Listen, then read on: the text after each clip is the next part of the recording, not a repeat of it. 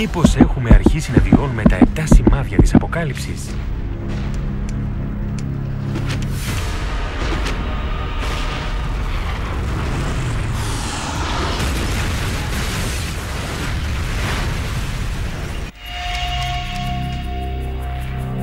Η έρευνα για την αλήθεια των 7 σημείων της Αποκάλυψης έδωσε ήδη μεγάλο όγκο αποδείξεων.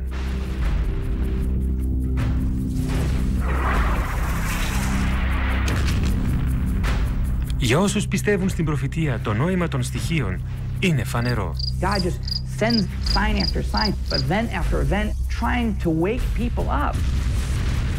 Αποκαλύπτει το σχέδιο του Θεού για τη συντέλεια του κόσμου και τη Δευτέρα Παρουσία. The book of Revelation is meant to paint a picture of the total devastation of the earth in preparation for the day of judgment. Παραδόξως, η σύγχρονη επιστήμη επιβεβαιώνει ορισμένα από τα σενάρια της συντέλειας, όπως προβλέπεται από τις μυστηριώδεις προφητείες. Scientists agree that many of the features of the end of the world may resemble phenomenon, catastrophes that are described in Revelation. Ξέρουμε ότι η προφητεία κλιμακώνεται με μια σειρά καταστροφών. Μια σειρά 7 σημαδιών, μέσα σ' άλλα 7, μέσα σ' άλλα 7 σημάδια. Όλα αυτά είναι τρομακτικά. Κι όμως υπάρχουν κι άλλα σημάδια για να ερευνήσουμε. Το επόμενο σημάδι απειλεί κάτι τόσο σημαντικό που χωρίς αυτό η ζωή στη γη θα πάψει να υπάρχει.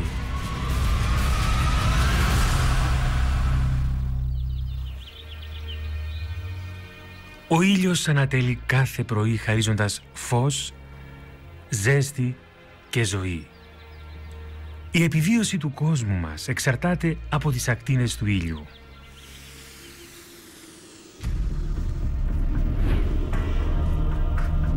Καθώς όμως τα 7 σημάδια εξακολουθούν να εμφανίζονται, τι θα συμβεί αν ο ήλιος και τα αστέρια, αντί για ζωή, φέρουν θάνατο, σκοτάδι και καταστροφή? Σύμφωνα με τη βιβλική προφητεία, όταν ηχήσει η 4η σάλπιγγα, οι ουρανοί θα εξαπολύσουν την οργή τους. Και είδον, ότε άνοιξε την σφραγίδα την 6η, και ο ήλιος μέλασε γένετο ως σάκος τρίχινος. Αποκάλυψη, κεφάλαιο 6, στίχος 12. Το 6ο σημάδι. Ο ήλιος θα σκοτεινιάσει.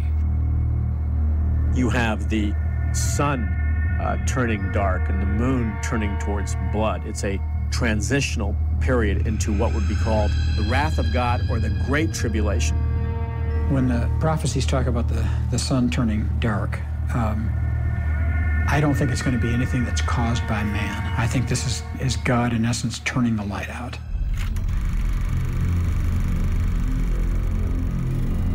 Ο ήλιος υπήρξε αντικείμενο φόβου και σεβασμού από την αρχή της εμφάνισης του ανθρώπου. Οι ηλιακές εκλήψεις ήταν τόσο τρομακτικές εμπειρίες για τους προγόνους μας, ώστε συχνά προκαλούσαν ασυγκράτητο πανικό. Οι προβλέψεις της προφητείας όμως προειδοποιούν για κάτι πολύ πιο μόνιμο και ολέθριο από μια απλή έκλειψη. Μήπως το 6ο σημάδι σημαίνει ότι ο ήλιος θα σκοτεινιάσει για πάντα? Μήπως παντού κυριαρχίζει κοσμικό σκοτάδι που από πολλούς θα ερμηνευόταν ως πράξη του Θεού ή σημάδι της Αποκάλυψης? Οι επιστήμονες πιστεύουν ότι υπάρχει τέτοια πιθανότητα. Και η ηρωνία είναι ότι το σκοτάδι θα έρθει μετά το λαμπρότερο φως του σύμπαντος. Gamma ray is a part of the electromagnetic spectrum. It's basically light. Οι ακτίνες γάμα δημιουργούνται από την ηλεκτρομαγνητική ακτινοβολία και εκπέμπονται κατά τη ραδιενεργό αποσύνθεση. If normal light is like a feather hitting you on the cheek, a gamma ray is like a bullet. A single gamma ray photon has 1 billion times the energy of a visible light photon. That's what makes them dangerous. If they impact a cell, they can disrupt the cell. If they impact DNA, they can actually shatter or alter the DNA molecule. Αν οι ακτίνες γάμα ανακαλύφθηκαν πριν από έναν αιώνα, μόλις έχουμε αρχίσει να μαθαίνουμε πόσο θανάσιμες είναι. Όπως εξηγεί ο Dr. Neil Gerels, το μεγάλο άλμα στη μελέτη των ακτίνων γάμα έγινε στη διάρκεια του ψυχρού πολέμου. Nuclear weapons produce flashes of gamma rays. And in 1962, President Kennedy signed the Nuclear Test Ban Treaty with the Soviets. And this treaty outlawed testing of nuclear weapons above the Earth's atmosphere. The United States built a series of satellites to monitor this treaty. So these satellites had gamma ray detectors on them. And lo and behold, they actually discovered flashes of gamma rays. Όμως δεν προέρχονταν από τη Ρωσία. Multiple satellites would see the flash at the same time, and it wasn't coming from the Earth. It was coming from deep space. Όταν οι επιστήμονες εντόπισαν τελικά την πηγή των ακτίνων, ανακάλυψαν μία από τις μεγαλύτερες εκρήξεις του σύμπαντος. Μια αναλαμπή ακτίνων γάμα. Gamma ray bursts are second really only to the Big Bang as far as energy output. As far as we know, there are no bigger explosions in the universe. It's caused by a supernova, a very massive star that explodes. The inner part of the star collapses down and it forms a black hole right at the center. And what happens is it focuses twin beams of energy that shoot out in opposite directions from the black hole itself. They're like cosmic blowtorches, death rays. These things scream out at the speed of light, and the energy that is packed into these beams is staggering. It's unimaginable. Μόλις σε 10 δευτερόλεπτα οι δύο ακτίνες εκπέμπουν περισσότερη ενέργεια από όσο ο ήλιος στη διάρκεια 15 δισεκατομμυρίων ετών της ύπαρξής του. There are almost 1 million of these going off every day. This is happening all the time. You can talk about asteroid impacts, you can talk about solar flares, you can talk about black holes passing through the solar system. But I think pound for pound, you don't get anything more terrifying than a gamma ray burst. Ό,τι βρεθεί στο δρόμο μιας ακτίνας γάμα σε απόσταση 1000 ετών φωτός, κυριολεκτικά εξατμίζεται. Ευτυχώς, ο πλανήτης δεν κινδυνεύει να εξατμιστεί λόγω της απουσίας κοντινών άστρων. Η ακτινοβολία των αναλαμπών ακτίνων γάμα, ακόμη και από απόσταση αρκετών χιλιάδων ετών φωτός, μπορεί να καταστρέψει τη Γη. Υπάρχουν στοιχεία ότι ο πλανήτης μας έχει ήδη πληγεί στο παρελθόν. Several hundred million years ago, back when the trilobites were the kings of the earth, these little crab-like guys that were swimming around in the ocean, it's possible that a gamma ray burst actually went off close enough to the earth to wipe out these trilobites and a lot of life on the earth. This was one of the biggest mass extinctions. It was even bigger than the one that wiped out the dinosaurs. Μία κοντινή αναλαμπή ακτίνων γάμα θα έθετε σε κίνδυνο τη ζωή στον πλανήτη μας. Σύμφωνα με την προφητεία, ο ήλιος και η σελήνη θα σκοτεινιάσουν.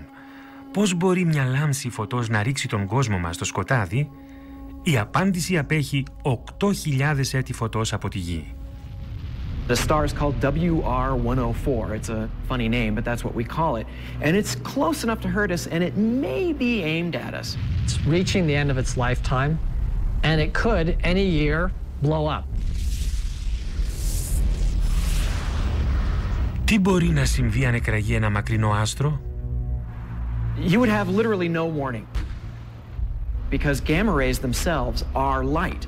And so they're traveling at the speed of light, and since nothing can travel faster, as soon as they hit the Earth, that's it. That's our warning. So basically, we would see it, and that would be it. Αν και απέχει 8.000 έτη φωτός, το άστρο αυτό θα μπορούσε να έχει ολέθρια επίπτωση στη Γη. Παραδόξως, η λάμψη της έκρηξης θα καλύψει τον κόσμο μας με σκοτάδι, όπως προβλέπεται από τα 7 σημάδια. A gamma ray burst alters the Earth's atmospheric chemistry. It can create a layer of what is essentially smog, a thick reddish-brown, dark layer of smog that would block sunlight, and that would actually lower the Earth's temperature. It could cause an ice age. Η φωτοσύνθεση θα διακοπεί. Τα φυτά του πλανήτη θα πεθάνουν. Είναι πιθανόν η ξαφνική μεταβολή να εξαλείψει το κατώτερο στρώμα της τροφικής αλυσίδας. Changing the microscopic life in the ocean changes the very base of the food chain. If you were to kill all of the plankton in the ocean in a very short period of time, life would stop immediately. The whole system collapses. It's a big chain. Everything is linked to each other. The whole thing is going to fall apart.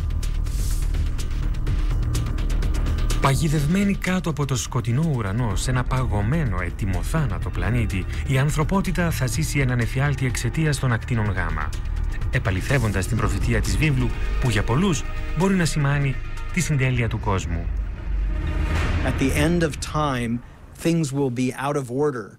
things will be turned on their heads. The sun, which is a source of light, turns to black, and the meaning assigned to this upheaval is the imminent working of God's will to bring the world to a final end. I don't think God needs to use anything specifically scientific to make it happen. But he could. I mean, if it's a gamma ray that causes this, he'll use whatever he has at his disposal to make it work. Στην απεραντοσύνη του διαστήματος δεν υπάρχει τρόπος να ξέρουμε αν το σημάδι θα επαληθευτεί. Everything in the universe is a matter of probabilities and chance. If your star and your planet happens to be near another massive star that's blowing up, that's it. Η απειλή υπάρχει κάπου εκεί έξω. Το άστρο WR104 που απέχει 8.000 έτη φωτός μπορεί να έχει ήδη εκραγεί και οι ακτίνες γάμμα να έρχονται προς το μέρος μας. Όσο τρομακτικό κι αν είναι αυτό το σημάδι, η πορεία προς την αποκάλυψη θα συνεχίζει να χειροτερεύει. Είναι μια καταστροφή που φέρνει στο νου εικόνες από την κόλαση.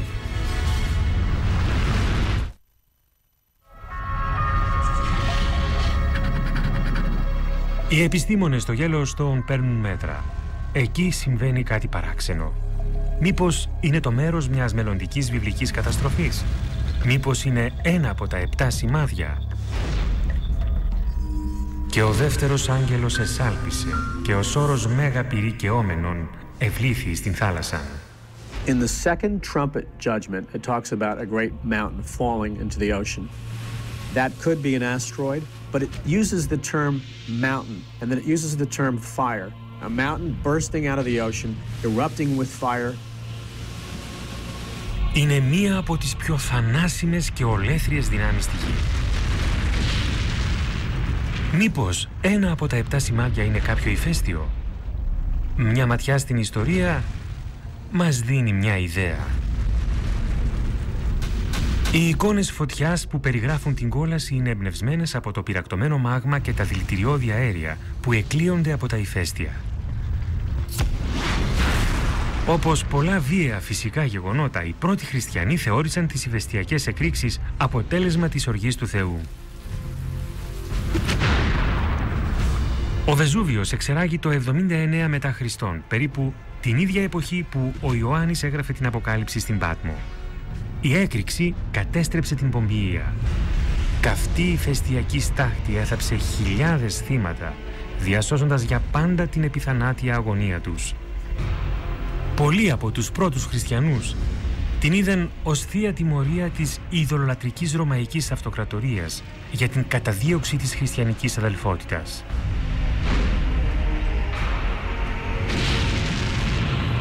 A volcanic eruption is an indication that God is in control of the earth, that He is the one who controls these natural phenomena. Σήμερα γνωρίζουμε πολύ καλά τη δύναμη των ηφαιστείων. Το όρος της Αγίας Ελένης το 1980, το Πινατούμπο το 1991, αυτές οι εκρήξεις και αμέτρητες άλλες έκαναν τους ανθρώπους να υποφέρουν αφάνταστα.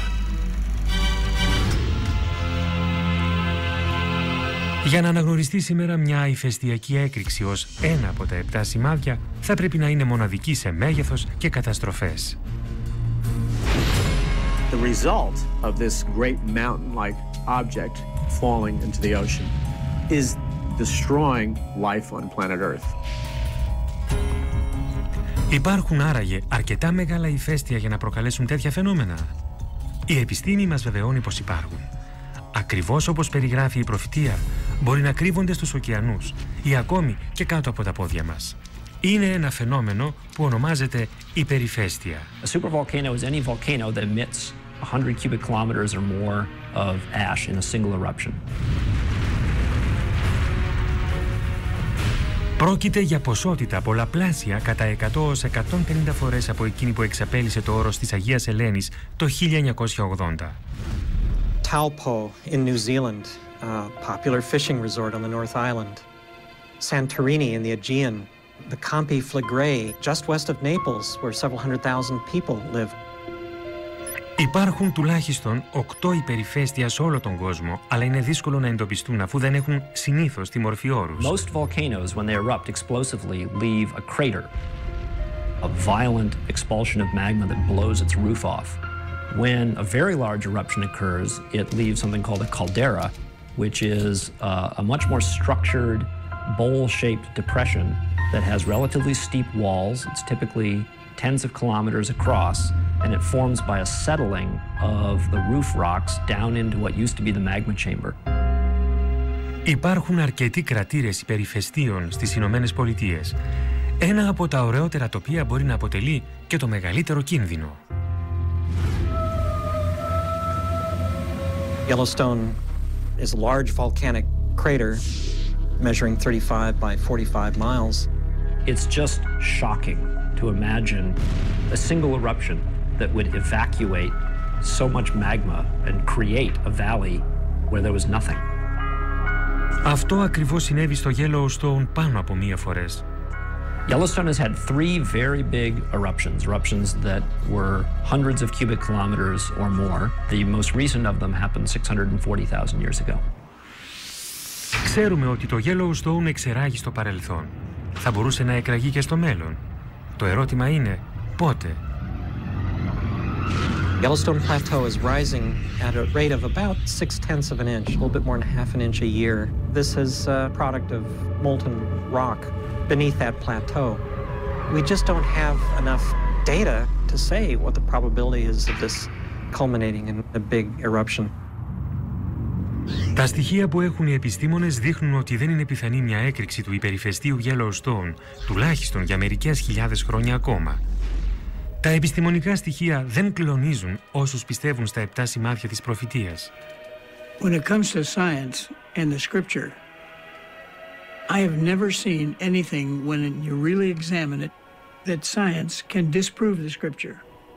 Οι πιστοί που μελετούν την προφητεία και οι επιστήμονες που ερευνούν τα στοιχεία συμφωνούν σε κάτι. Αν ένα υπερηφαίστειο εκραγεί, οι προοπτικές μας δεν είναι καλές. The first thing that would happen would be a series of minor eruptions. They don't erupt simultaneously around the entire circumference of the caldera. Instead, they punch a single hole through the edge of the caldera, and then they unzip the caldera rim by migrating that eruption center around its circumference. Όταν συμβεί αυτό, η καλντέρα του Yellowstone θα καταρρεύσει. Αυτό θα εκτοξεύσει στην ατμόσφαιρα μια τεράστια στήλη αερίων και τέφρα σε ύψος 20 χιλιόμετρων.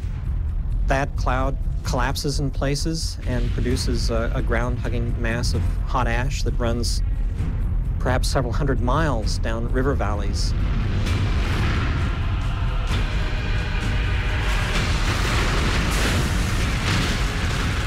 Anyone and anything within that range would almost certainly be buried and killed. Όπως γνωρίζουμε από προηγούμενες εκρήξεις, τα θύματα βρίσκουν φρικτό θάνατο. What kills people is the ingestion of hot gases that cook you from the inside. Η τέφρα που παραμένει στην ατμόσφαιρα μεταφέρεται από τον άνεμο προς τα δυτικά. 11 western states, including a substantial part of California, become blanketed in ash. You're looking at a destruction of the grain belt in the Midwest, upon which a substantial part of the world's population living at margin depends. And with that, then, a realignment of the geopolitical balance of power. Η μακροπρόθεσμη βλάβη θα είναι ακόμη χειρότερη. Μικρά ηφαιστειακά σωματίδια και αέρια θα συνεχίσουν να κυκλοφορούν στη στρατόσφαιρα, προκαλώντας αντανάκλαση του ηλιακού φωτός μακριά από τη γη. Θα επικρατήσει ηφαιστειακός χειμώνας, που θα μοιάζει με τον πυρηνικό χειμώνα μετά την πρόσκρουση αστεροειδούς. Η μέση παγκόσμια θερμοκρασία θα πέσει κατά 5 βαθμούς Κελσίου. Μπορεί να μην φαίνεται μεγάλη, αλλά μια τέτοια μεταβολή θερμοκρασίας μας χωρίζει από την τελευταία παγετώδη περίοδο. Once these horrific events begin to unfold, certainly students of the Bible will recognize them immediately as events that were foretold thousands of years ago that are now coming to pass. Σε αντίθεση με τις αδιάσιστες πεποιθήσεις των χριστιανών, οι επιστήμονες δεν είναι τόσο σίγουροι για το μέλλον. Supervolcanic eruptions could take place at several dozen localities around the world. The best that we can do is, if we notice evidence that a major eruption is impending, to clear out the surrounding area and prepare for the possible consequences. Όχι και πολύ καθησυχαστικό. Άλλο ένα μυστήριο που ερευνήθηκε, αλλά τα ερωτήματα εξακολουθούν να υφίστανται. Το επόμενο σημάδι είναι ακόμη πιο μυστηριώδες από τα ηφαίστεια, αλλά εξίσου ισχυρό. Είναι ένα φαινόμενο που μεταμορφώνει το νερό και το κάνει κόκκινο σαν αίμα. Οι περισσότεροι επιστήμονες πιστεύουν ότι η ζωή εμφανίστηκε στη θάλασσα. Θα μπορούσε άραγε να εξαφανιστεί και στη θάλασσα? Για όσους πιστεύουν στα 7 σημάδια, η απάντηση είναι ναι. Το 2005 στη Φλόριντα παρατηρήθηκε ευρύτατη νέκρωση της θαλάσσιας ζωής. Συνεργεία εξοπλισμένα με μάσκες και εργαλεία περισυλλέγουν εκατοντάδες δεκάδες νεκρούς θαλάσσιους οργανισμούς που ξεβράστηκαν από τον κόλπο του Μεξικού. Το 2007 ένα παρόμοιο γεγονός σημειώθηκε στις ακτές της Νότιας Καλιφόρνιας, γεμίζοντας τις παραλίες με νεκρούς θαλάσσιους λέοντες, ψάρια, πουλιά και φάλαινες. Μια εικόνα από το βιβλίο της Αποκάλυψης. The death of living things in the sea. At first it sounds impossible because the sea is so vast, and yet the scriptures clearly prophesy that everything in the sea will die at some point during the judgments that come from heaven. So there's no question it can happen and will happen. Τα μαζικά κύματα θανάτου συνδέονται άμεσα με το επόμενο σημάδι της προφητείας. Και ο δεύτερος άγγελος εξέχεεν την φιάλην αυτού εις την θάλασσαν και εγένε το αίμα ως νεκρού, και πάσα ψυχή ζώσα απέθανεν εν τη θαλάσση. In the second bowl in the book of Revelation, we see all the rivers in planet Earth turning into blood. In the third bowl, we see all the oceans turning into blood.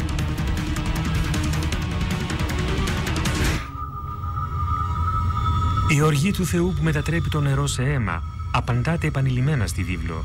Τι σημαίνει όμως? God turns the water to blood, and it causes the fish to die, and it means you can't drink it and sustain life with water.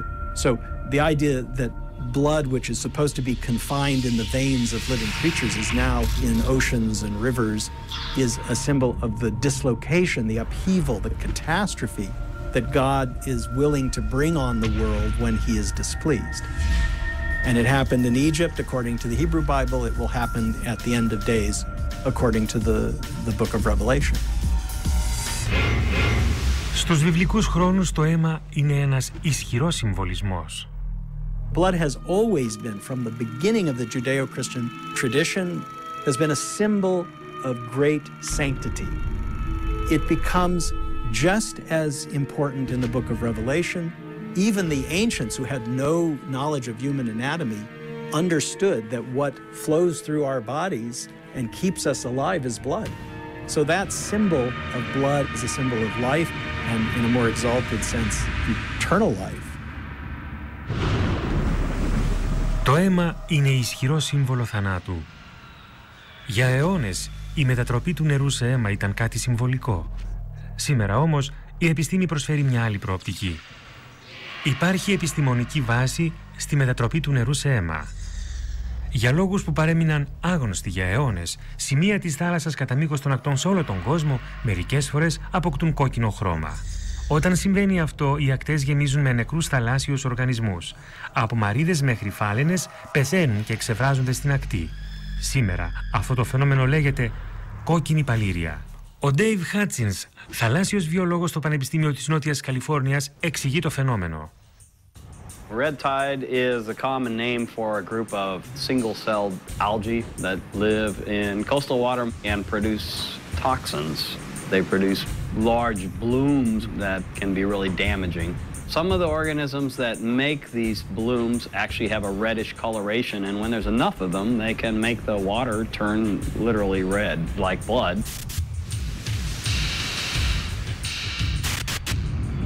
Το βιβλίο της Αποκάλυψης γράφτηκε σε ένα νησί του Αιγαίου. Είναι πιθανόν η κόκκινη παλήρια να ήταν γνωστή στους ντόπιους ψαράδες και στον ευρύτερο πληθυσμό που διάβασε αρχικά τις προφητείες.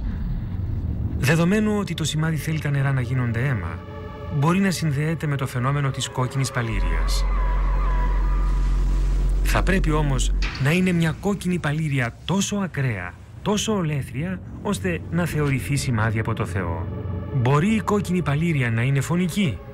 Η επιστήμη μας δίνει και πάλι μια αναπάντηχη απάντηση. The red tide algae produce very potent toxins that can kill humans and other vertebrates. And they can literally do the same types of damage that a nerve gas would do. The big culprits are shellfish, filter-feeding shellfish, clams of any variety and mussels. These are organisms that basically sit there and they pump water through a very, very fine mesh and they collect algae in their stomachs. Most of the poisonings that come from algal toxins have the name shellfish poisoning in them. So there's amnesic shellfish poisoning, which causes loss of short-term memory. There's paralytic shellfish poisoning, which causes paralysis. There is neurologic shellfish poisoning, which has respiratory effects. A lot of these things get into our food web by virtue of the fact that we eat some organisms from the ocean that are filter feeders.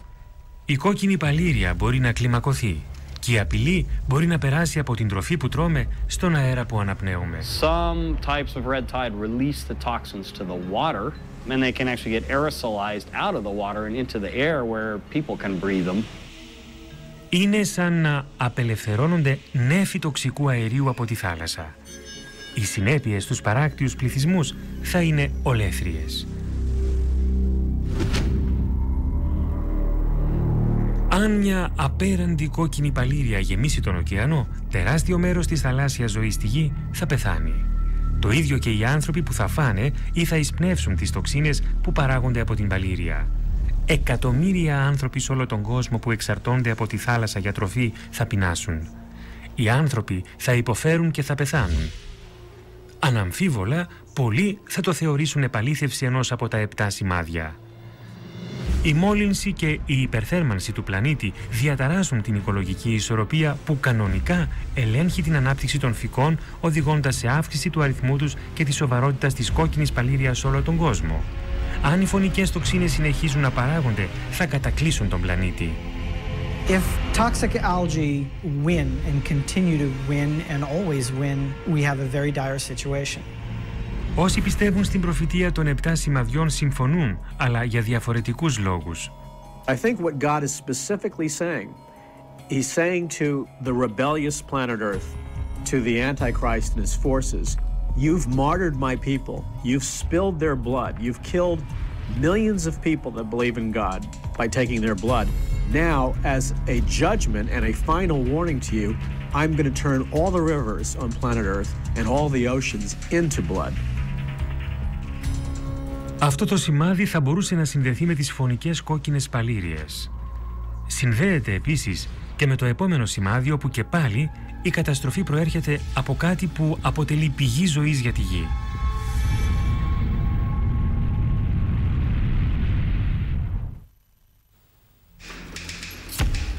Πρωτοφανείς σεισμοί, φωνικές ασθένειες, νεκροί ωκεανοί βαμμένοι στο αίμα.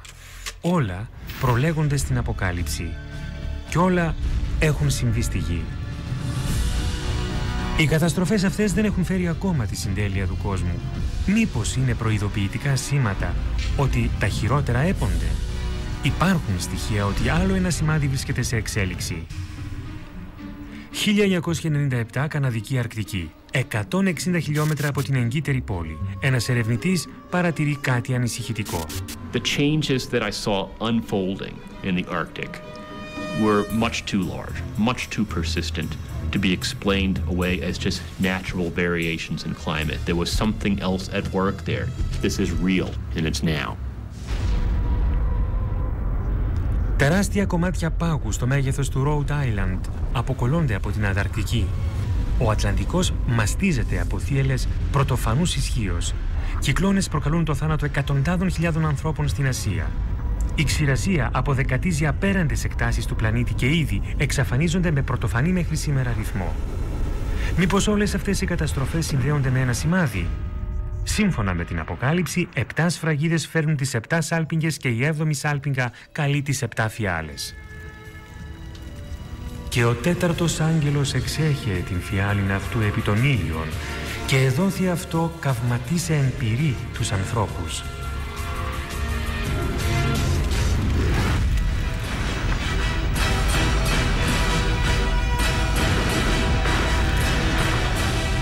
Ζέστη, ο ήλιος καίει την ανθρωπότητα. Ένα από τα πιο ανησυχητικά σημάδια της προφητείας, ακόμη και για την επιστημονική κοινότητα, η κλιματική αλλαγή που χωρίς αμφιβολία συμβαίνει γύρω μας. The earth is getting hotter. It's warming up. There are just certain physical principles that are inviolate. The physics behind global climate change are very solid. We increase the concentrations of atmospheric greenhouse gases, the planet warms. You cannot escape the physics. Για τον Μάρκ Σαραζή, επιστήμονα στο Εθνικό Κέντρο Πληροφοριών για το Χιόνι και τον Πάγο, η αιτία της κλιματικής αλλαγής είναι εμφανής και ανθρωπογενής. It became very clear that we were starting to see the effects of global warming associated with rising greenhouse gases. Everything that we're doing in our activities, whether it's, building new cities, putting up agricultural lands, whether it's driving vehicles and putting gases into the atmosphere that we know help warm the planet further, we are causing this planet to warm. It's happening much faster than our models were telling us is going to happen. And that's scary. Για ορισμένους, τα στοιχεία της κλιματικής αλλαγής συνδέονται με μια ευρύτερη προφητεία. Ένα ακόμη σημάδι της επικείμενης αποκάλυψης. Men will die from heat, sun radiation and poisoning, crops, water will dry up. There will be such an intensification of the sun's rays that 50% of the Earth's population will die. We're seeing natural disasters, unprecedented. When you see on the evening news somebody sitting in the upstairs of their home because the downstairs is flooded out. I mean, it's frightening. Είτε συμφωνούν ως προς την αιτία είτε όχι, άνθρωποι της Εκκλησίας και της επιστήμης συμφωνούν ότι ο πλανήτης θερμαίνεται και οι επιπτώσεις είναι ολέθριες. It's not a matter of if, it's just a matter of when. And then it's a matter of how severe is it going to be and what are the impacts going to be. Η αύξηση της γήινης θερμοκρασίας ακόμη και κατά λίγους βαθμούς θα είχε ολέθριες συνέπειες για τον πλανήτη. The change is going on very, very quickly. We're going to see a rise in sea level. We are going to see very likely more intense hurricanes. We're going to see increasing drought. You're going to see strife. You're going to see conflict. Increased terrorism as a result of global warming. It's in there in the possibilities. Μία αύξηση της θερμοκρασίας θα οδηγούσε σε αλυσιδωτές αντιδράσεις. What we're going to be seeing is that rate of sea level rise is going to accelerate. Why is it going to accelerate?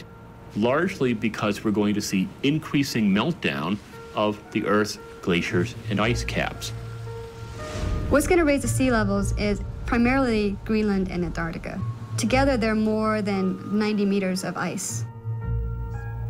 Μια μικρή άνοδος της στάθμης της θάλασσας, μόνο 10 μέτρα, θα βύθιζε όλη τη Φλόριντα και την Ανατολική Ακτή. Θα μετικούσε το 25% του πληθυσμού των Ηνωμένων Πολιτειών. You might want to consider not living in a low-lying coastal area if you're intending to hold on to your land for a while, because that land might be gone. Κάποιοι επιστήμονες προβλέπουν ακόμη μεγαλύτερη άνοδο της στάθμης της θάλασσας, μέχρι και 90 μέτρα. Αυτό θα προκαλούσε όντως βιβλική καταστροφή. Λονδίνο, Βενετία, Άμστερνταμ, Βερολίνο, ακόμη και το Παρίσι θα βυθιστούν. Once you force the climate system with greenhouse gases, with what's been observed, over the past 100 or so years, you get this amplified warming. Την ίδια στιγμή η γη θα πλήττεται από άγριες υπερκαταιγίδες. Hurricanes feed on warm ocean water. The oceans are warming up. And so therefore it makes sense that we ought to see more intense hurricanes as we move into the future. We're going to see more intense or extreme weather events of other types, for example, thunderstorms. We put this all together and we're seeing a picture of change that humankind is going to have to deal with. Οι πρώτες που θα επηρεαστούν θα είναι οι αναπτυσσόμενες χώρες, όπου θα πεθάνουν εκατοντάδες χιλιάδες άνθρωποι. Αλλά και κράτη όπως οι Ηνωμένες Πολιτείες δεν είναι ασφαλή. I think we have this arrogance that, in the Western world we're fine, we can deal with any sort of climate change. But, you can look at things like Katrina happening, and we weren't prepared for that. But the reality is I think we're all vulnerable on the planet.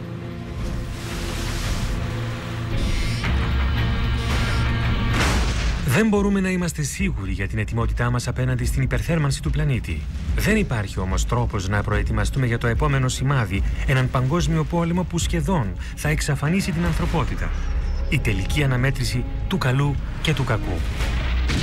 Στην Αποκάλυψη αποκαλείται Αρμαγεδόν. Το μυστήριο των 7 σημαδιών της Αποκάλυψης είναι σύνθετο. Το βιβλίο της Αποκάλυψης περιέχει ονειρικές, συμβολικές εικόνες και κρυμμένα στοιχεία. Bible prophecy is really advanced intelligence from the mind of an all-knowing, all-seeing God. Just like intelligence at the CIA, where you have a little piece of information from one source and a little piece from another, and you have to put it together and connect the dots, Bible prophecy is this way also. Ένας παράγοντας που συμβάλλει στην πολυπλοκότητα των 7 σημαδιών είναι ότι μέσα σε αυτά εμπεριέχονται 7 καταστροφές. We've got 3 sets of 7 judgments. 7 seems to be the perfect number.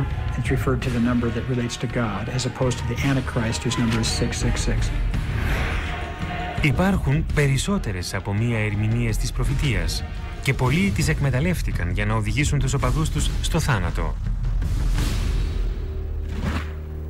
Ακόμη και μελετητές της βίβλου αμφιβάλλουν για την ερμηνεία των 7 σημαδιών.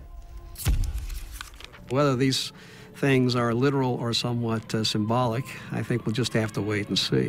We've had plagues, we've had famines previously in human history, so whether these are the exact things that God is bringing about in this age to prepare for this generation, having these judgments, that is just something that we can't speculate on.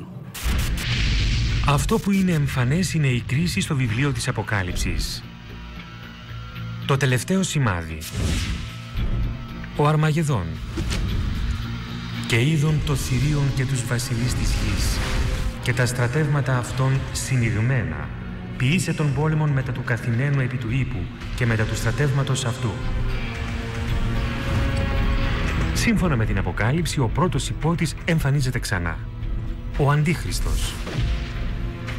Έρχεται για να αντιμετωπίσει τον Ιησού. Είναι η τελική αναμέτρηση Θεού και Σατανά, καλού και κακού. This war is just horrific in its magnitude. All the nations of the earth will converge at that moment. Η λέξη Αρμαγεδόν αναφέρεται σε συγκεκριμένη τοποθεσία. In the nation of Israel, there is a mountain called Har Megiddo, which means the mountain of Megiddo.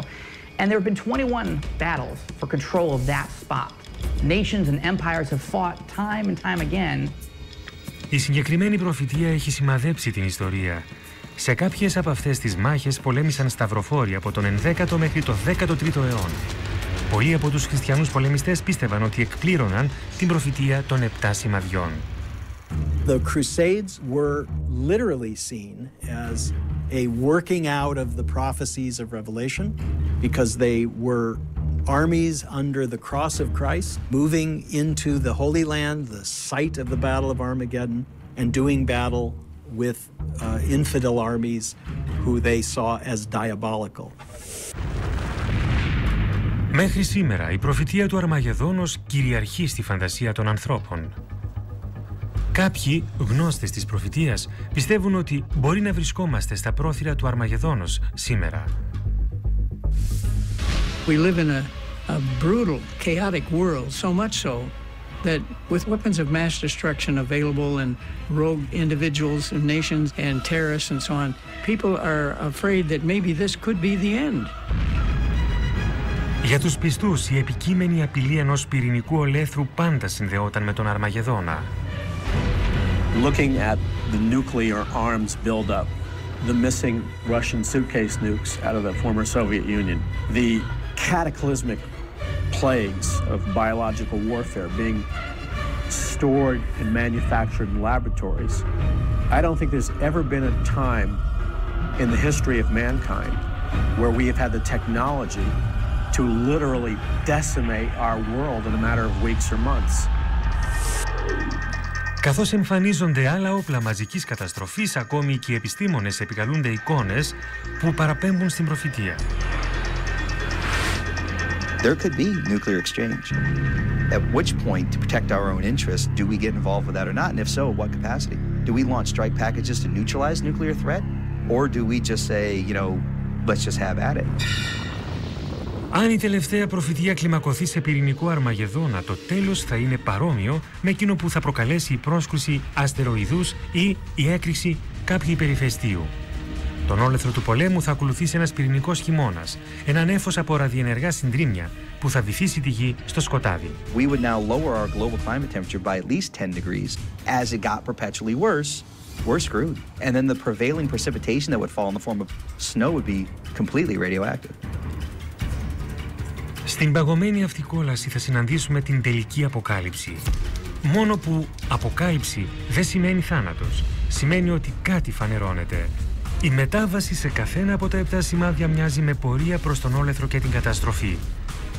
Από τους 4 υπότες της αποκάλυψης προχωρούμε στη σταδιακή κλιμάκωση των καταστροφών με αποκορύφωμα την τελική μάχη που θα μπορούσε να καταστρέψει τον πλανήτη. Για όσους πιστεύουν στην αποκάλυψη, τα 7 σημάδια δεν είναι η αντίστροφη μέτρηση προς τη συντέλεια. Τα σημάδια αυτά δηλώνουν μια νέα αρχή. Συμβολίζουν την αφύπνιση. The purpose is to grab a rebellious mankind's attention in an effort to bring mankind back to himself. Και εδώ αποκαλύπτεται τελικά το μυστήριο των 7 σημαδιών. Αφού μετά την καταστροφή του τελευταίου σημαδιού δίνεται αναπάντεχο τέλος στον Αρμαγεδόνα. Και είδον άγγελον κατεβαίνει ουρανού και εκράτησε τον σατανά και έδισεν αυτόν και έβαλεν αυτόν εις την άβυσσον. Ο Αρμαγεδόν τελειώνει. Ο σατανάς ιτήθηκε. Το καλό θριαμβεύει επί του κακού και στη γη επικρατεί μια περίοδος ειρήνης και ευτυχίας που θα διαρκέσει 1000 χρόνια. The bottom line is this: God's not some angry tyrant slinging down lightning bolts. God is love, and Apocalypse is the unveiling of everlasting love. That's what it's all about. It's not about torture and it's not about disease. It's about the love of God and bringing in a brand new world.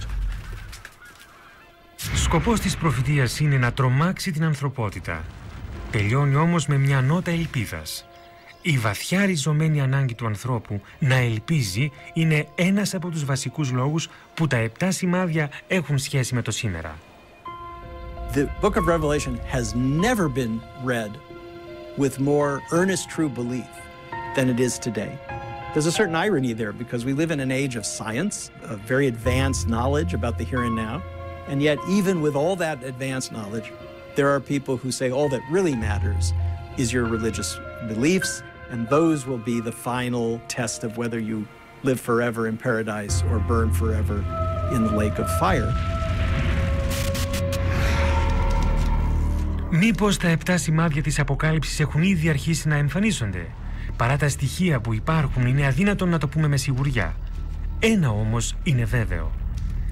Η προφητεία είναι τόσο ισχυρή σήμερα, όσο και την ημέρα που γράφτηκε.